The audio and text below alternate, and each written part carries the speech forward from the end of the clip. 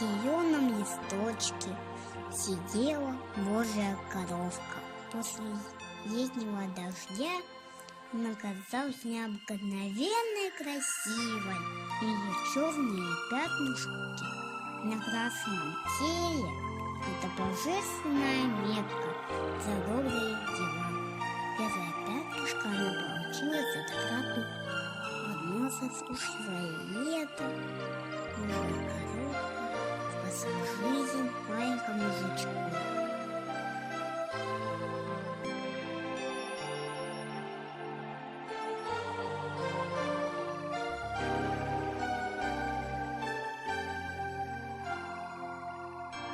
Он остался без родителей и чуть не помер с голоду.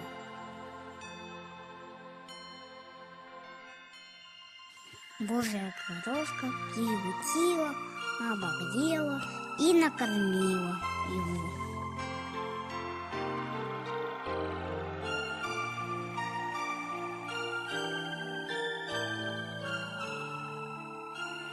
Вторую за смелость.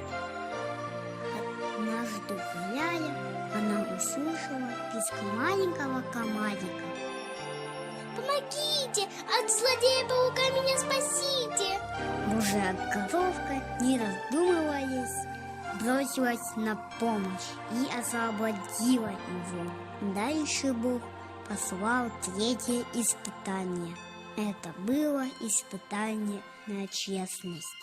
На тропинке лежал прутик, переливаясь на солнце всеми цветами радуги. Божья коровка подхватила прутик и закружилась с ним в танце. На следующий день наша героиня встретила маленького муравья, который был очень расстроен и опечален. Потерял свой прутик. С его помощью мог перебраться через ручей.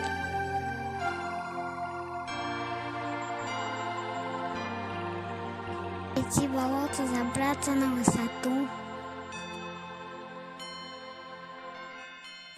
Ты не находила его, Божья коровка? Да, муравейка, я нашла твой прутик. Если хочешь, я его верну.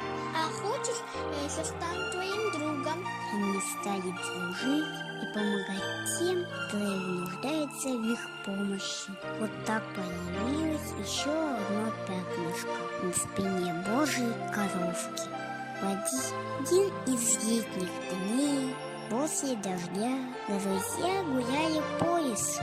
На мокром листе сидела бабочка, горько плакала. Мои крылышки намокли, я больше никогда не могу летать. Не расстраивайся, милая бабочка, солнце подсушит твои крылышки, и ты вновь порадуешь нас своей красотой.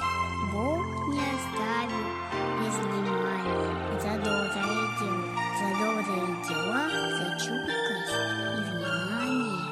Бог подарил шестое пятнышко любви.